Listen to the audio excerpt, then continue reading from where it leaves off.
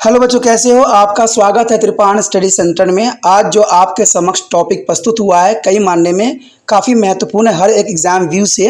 ठीक है, इसमें हम हर एक बात पे विस्तारपूर्वक चर्चा करेंगे और वो सारे जो है पहलू पर विचार करेंगे जो अब तक अछूता था। तो चलिए देखते हैं हमारा आज टॉपिक क्या है। मुगल के अधीन पंजाब की सामाजिक, आर्थिक, धार्मिक, संस्कृति स्थिति। यानी मुगलों के अधीन पंजाब की सामाजिक, आर्थिक, धार्मिक और सांस्कृतिक स्थिति कैसी थी? कहते हैं मुगलों के शासन से पूर्व भारत की सामाजिक, आर्थिक, धार्मिक, सांस्कृतिक स्थिति संतोषजनक नहीं थी। ये साफ शब्दों में कहा जा सकता है कि सारी स्थिति जो है संतोषजनक नहीं थी। हालांकि दिल्ली के सुल्तानों के राज्य में हिंदू तथा मुसलमान साथ साथ रहते थे। दिल्ली के सुल्तानों के राज्य में हिंदू तथा मुसलमान साथ साथ रहते थे, परंतु सुल्तानों व मुस्लिम नागरिकों के हिंदुओं के प्रति अभिन्न व्यवहार के कारण दोनों एक दूसरे पर कोई सामाजिक प्रभाव छोड़ने में सफल नहीं हुए। दिल्ली के सुल्तान एक तरह से भारत में विदेशी की तरह ही रहे।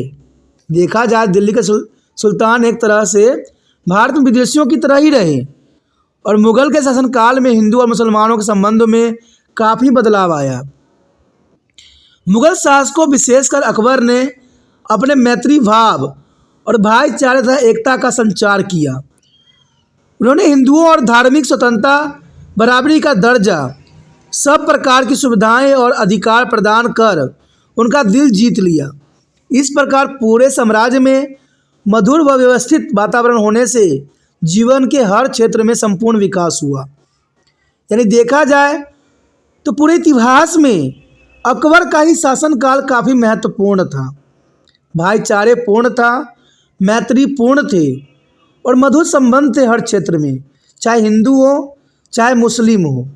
तो अकबर काल के समय बहुत काफ़ी महत्वपूर्ण रहा। इसके अंतर्गत हमारे समक्ष पहला टॉपिक आता है सामाजिक स्थिति। मुगल कालीन समय में समाज में सामाजिक स्थिति कैसी थी? मुगलों के शासनकाल में पंजाब की समाज स्थिति सल्तनत काल से कहीं बेहतर थी। सल्तनत काल से कहते काफ़ी बेहतर थी। बाबर की तुगलक ए बाबरी, गुलबंद की हुमायूं नामा और अब्बुल फजल की आईने अकबरी और जहांगीर के तुगलक ए जहांगीरी, मुंशी सियाल राय के खुलासा ए त्वारी तथा अन्य यूरोपीय यात्रियों के लेख मुगल शासन के दौरान भारत की स्थिति पर रोशनी डालते हैं। और भारतीय समाज मुख्य दो भागों में विभाजित थी, एक हिंदू एक मुस्लिम। यहाँ पर जो दोस्तों जो किताबों की नाम आई है वो एग्ज़ाम में 1 मार्क्स में आ जाता है कि बाबर ने कौन सी पुस्तक लिखी थी, तो तुगलक ए बाबरी। यहाँ पर देखा जाए तो गुलबदन ने हुमायूं नामा लिखा था और अब्बुल फजल ने आईने अकबरी लिखी थी और जहांगीर ने तुगलक ए जहांगीरी। तो ये सारे किताब के कई नाम आ जाते हैं। अगर देखें यहाँ पर कि भारतीय समाज 2 वर्गों में बटी हुई थी। हिंदू समाज सबसे प्रथम थी। भारतीय समाज में हिंदुओं का बहुलतम था और देखा जाए तो यहाँ पर पारंपरिक तौर पर 4 मुख्य वर्गों में बटे हुए थे। हिंदू समाज जो यहाँ पर था 4 वर्गों में बटा हुआ था। एक वर्ग था ब्राह्मण का, एक वर्ग था क्षत्रिय का, एक वर्ग था वैश्य का, एक वर्ग था शूद्र का। हिंदू समाज जाति प्रथा के वशीभूत थी। चारों तरफ जाति प्रथा का बोलबाला था। ब्राह्मणों को समाज में उच्चतम स्थान प्राप्त था और क्षत्रियों वैश्यों को भी समाज में उचित स्थान प्राप्त था। लेकिन शूद्रों की दशा बहुत काफ़ी दयनीय थी। उनके साथ बुरा व्यवहार होता था, तो उन्हें घृणा की दृष्टि से देखा जाता था। यदि आगे हम बात करें मुस्लिम समाज की, तो कहते हैं मुस्लिम समाज जो है विदेशों एवं भारतीय मुसलमानों में बटा था। यानी यहाँ मुस्लिम धर्म जो थी, एक मुस्लिम जो थी विदेशी थी और एक जो थी भारतीय थी। विदेशी मुस्लिम जैसे तुर्की, अरबी, अफ़गानी मालिक, फारसी आदि शासक वर्ग के संबंध रखते थे।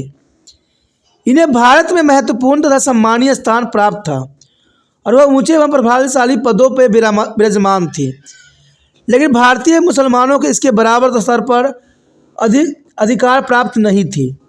यानी भारतीय मुसलमान को अधिकार प्राप्त नहीं थे।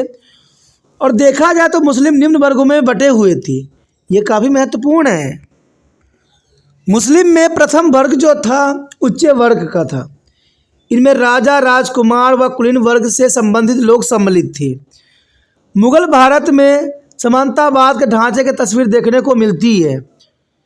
यह राजा प्रमुख था तथा उसके पास असीमित अधिकार थे और वह भव्य महलों में रहते थे और शान और शौकत से भरा जीवन व्यतीत करते थे। उसकी सेवा हुक्म बजाने के लिए उसके पास कई कर्मचारी कतार थी। अबुल फजल के अनुसार राजाओं ने जो है विशाल हरेम बनाए हुए थे और राजा को समाज में सबसे ऊंचा स्तर प्राप्त था और राजा की कई रानियां होती थी। रानियां व राजकुमार भी राजशाही जीवन शैली का उपभोग करते थे। तो ये काफ़ी समय उच्च वर्ग में सम्मिलित था।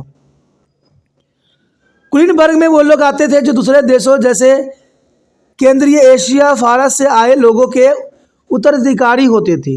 इनमें मनसबदार, जागीरदार, राजपूत, मुखिया आदि सम्मिलित थे और यह समाज का उच्चतम वर्ग बनते थे तथा प्रशासन की उच्च पदवी इन्हें ही प्राप्त होती थी और ये विशेष समाज व अधिकार का आनंद उठाते थे।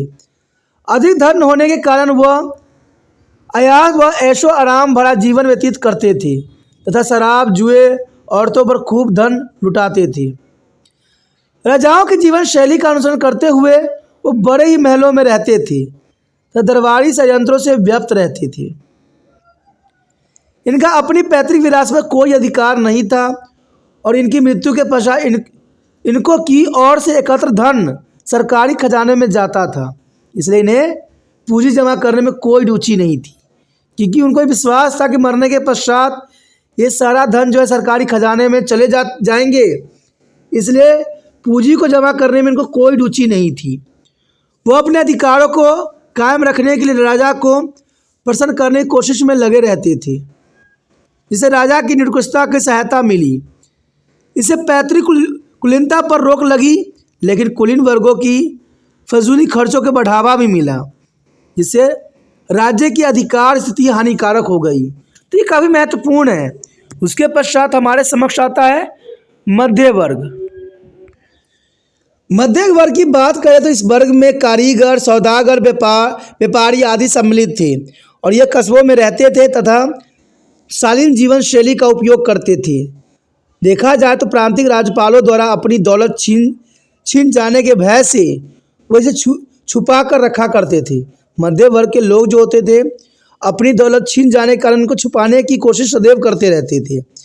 उसके पश्चात आता है निम्न वर्ग। समाज के अधिकांश जनसंख्या पर इस वर्ग के सब संबंध रखते थे, जैसे नौकर, भिखारी, किसान तथा दास। उनकी हालत दयनीय थी तथा वह मुश्किलों से गुजारा करते थे, जैसे आज के समय में गरीब लोग होती हैं।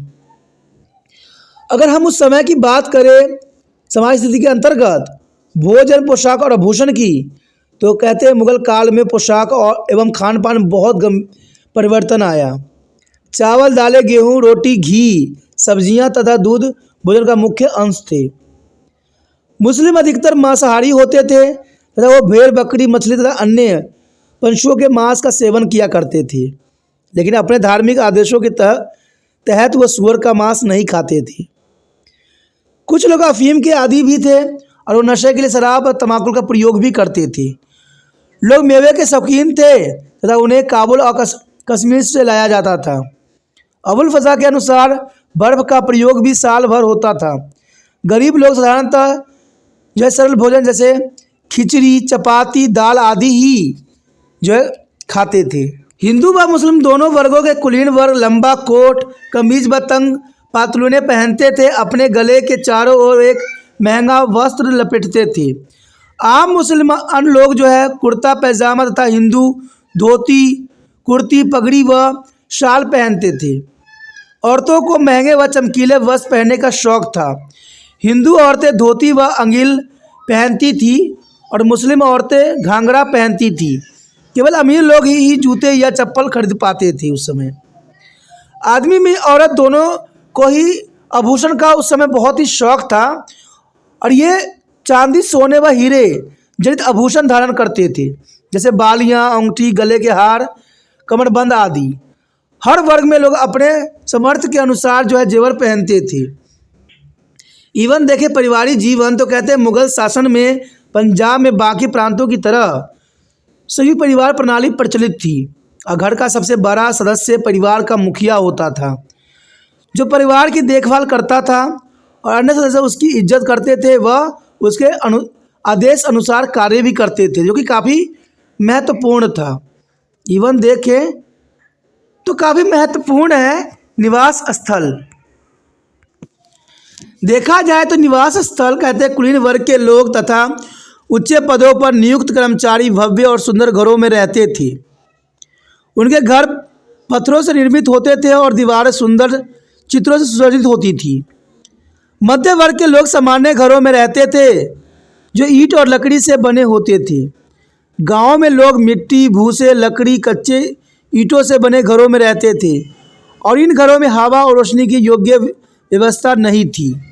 आगे देखें मेले व त्यौहार तो कहते हैं मेले व त्यौहार पंजाब की सामाजिक संस्कृति जीवन का मुख्य भाग थे और दोनों पुरुष व स्त्री अपने सामर्थ्य के अनुसार अलंकृत वस्त्र तथा आभूषण पहनते थे। वह पूरे उत्साह से इनमें भाग लेते थे। वह जो है खुशियाँ मनाते थे। कुछ प्रमुख मेले जैसे अचल मेला जो बटाला के पास लगता है तथा बैसाखी मेला जो उस समय काफ़ी प्रसिद्ध थे।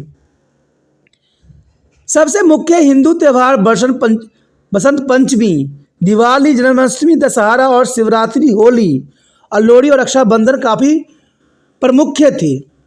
देखा जाए तो मुसलमानों के मुख्य त्यौहार थे ईद उल फितर, ईद उल जुहा, मुहर्रम तथा नवरोज। कहते वार्षिक मक्का यात्रा मुसलमानों के लिए महत्वपूर्ण थी और यह सब उस सब पंजाब में बहुत जोश व उत्साह से मनाए जाते थे। उसके पश्चात हमारे समक्ष आता है मनोरंजन के साधन, जो कि काफ़ी महत्वपूर्ण है। देखा जाए तो मेले तथा त्योहारों में संगीत, गायन तथा नृत्य पंजाब के लोगों के लिए मनोरंजन के मुख्य स्रोत थे। कहते मरासी और भाट लोग का गीतों द्वारा मनोरंजन करते थे। तंबूरा और बांसुरी, चिमटा, ढोल लोगों के गीतों में इस्तेमाल होने वाले सामान्य संगीत यंत्र थे, जिनकी ताल पर लोग खुशी से नाचते और गाते थे। अन्य लोकप्रिय नृत्य गिद्दी, भांगड़ा, टिकड़ी, लुड्डू तथा नाटी, इन नृत्यों के लोगों को काफ़ी आनंद प्राप्त होती थी। इवन देखें हम तो लोगों को अन्य प्रकार के खेलों में भी काफ़ी रुचि थी। गुल्ली डंडा लड़कों के द्वारा खेले जाने वाला प्रमुख खेल था। गुल्ली डंडा जो था लड़कों द्वारा खेले जाने वाले मुख्य गेम था और कबड्डी भी कई विभिन्न शैलियों में खेली जाती थी, जैसे होशियारपुर, सिलाकोट तथा अम्बाला शैली। और शतरंज तथा चौसर भी प्रचलित थी उस समय। लड़कियों की गुड़ियों के खेल, गुड्डे पटोले में बहुत आनंद प्राप्त होता था। इसके अलावा मनोरंजन के प्रमुख साधन थे कुश्ती, रस्सी खींचना, मुर्गों की लड़ाई, शिकार, कबूतर उड़ाना और बैलों की लड़ाई आदि काफ़ी महत्वपूर्ण उस समय जो था मनोरंजन के साधन हुआ करते थे। उसके पश्चात आता है समाज में स्त्री का स्थान। कहते हैं मुगल काल में स्त्रियों की स्थिति संतोषजनक नहीं थी। दोनों हिंदू और मुसलमान स्त्रियों का स्तर पुरुषों के मुकाबले कमतर था। औरतों को कई तरह से अपमानित किया जाता था तथा उन पर रोक टोक थी। बाल विवाह, सती प्रथा, छुआछूत, पर्दा प्रथा, अंधविश्वास तथा अम्बटर युक्त रीति रिवाज समाज में काफ़ी प्रचलित थे, जिन्होंने औरतों की हालत को और बदतर बना दिया था। बहुविवाह तथा तलाक मुसलमानों में आम थे और राजाओं तथा कुलीन वर्गों के लोगों के लिए औरत मात्र मनोरंजन के एक साधन थी और उनकी कई पत्नियां भी थी तथा वो हरमों में कई दासियां भी रखते थे।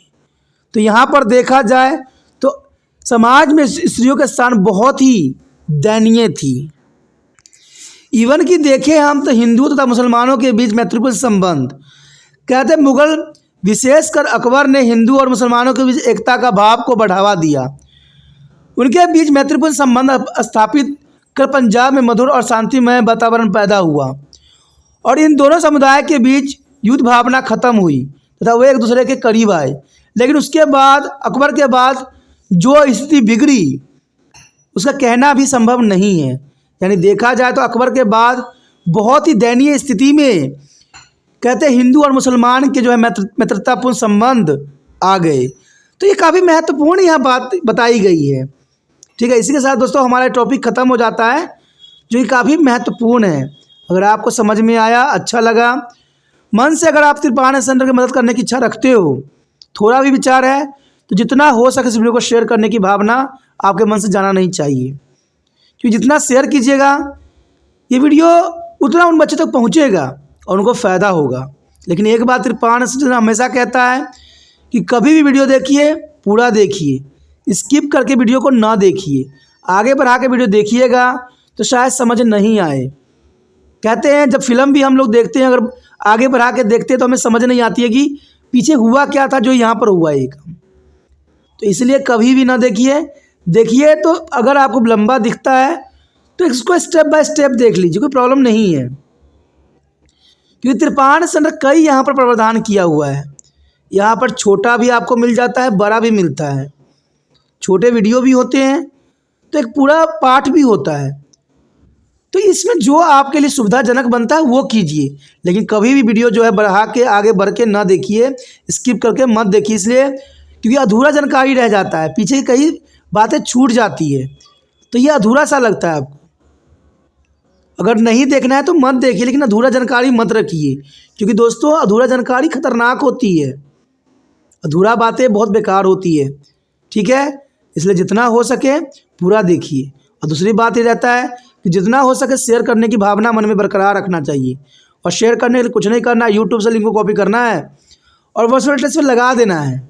इसे जो बच्चे आपके कॉन्टैक्ट में होंगे जरूर देखेंगे, जरूर इसका फ़ायदा उठाएंगे और ये काफ़ी महत्वपूर्ण आपके लिए भी रहेगा और तिरपान सेंटर के लिए भी रहेगा, क्योंकि इससे आपको ये फ़ायदा होगा कि आने वाले समय में बहुत वीडियो आपके लिए आएगा, चाहे सोशोलॉजी हो, चाहे हिस्ट्री हो, चाहे पॉलिटिकल साइंस हो, सारे वीडियो होंगे। इवन कि अगर आप टॉपिक के हिसाब से अगर रिसर्च करोगे यूट्यूब पे तिरपान सेंटर के साथ तो आपको सारे वीडियो मिल जाएंगे मिलते जुलते, क्योंकि सारे वीडियो बन चुके हैं, सभी हैं उपलब्ध। सिर्फ आपको थोड़ा सा मेहनत करने की आवश्यकता है। प्ले लिस्ट में आप देख सकते हो कि जो टॉपिक है उसके हिसाब से आप समझ सकती हो। तो ये काफ़ी महत्वपूर्ण बात रहता है आपके लिए। पहली बार मेरे चैनल पे आ रहे हो, पहली बार वीडियो देख रहे हो, समझ आ रही है, अच्छा लग रहा है तो जानना सी बात है दोस्तों, चलो सब्सक्राइब करके अपने में सेव कर लीजिए। कि सेव नहीं कीजिएगा तो आने वाले वीडियो का नोटिफिकेशन नहीं मिल पाएगा और कई वीडियो से अनभिज्ञ रह जाएगी। इसे सोचिए नहीं, विचार ना कीजिए, तिरपान सेंटर को सेव कीजिए।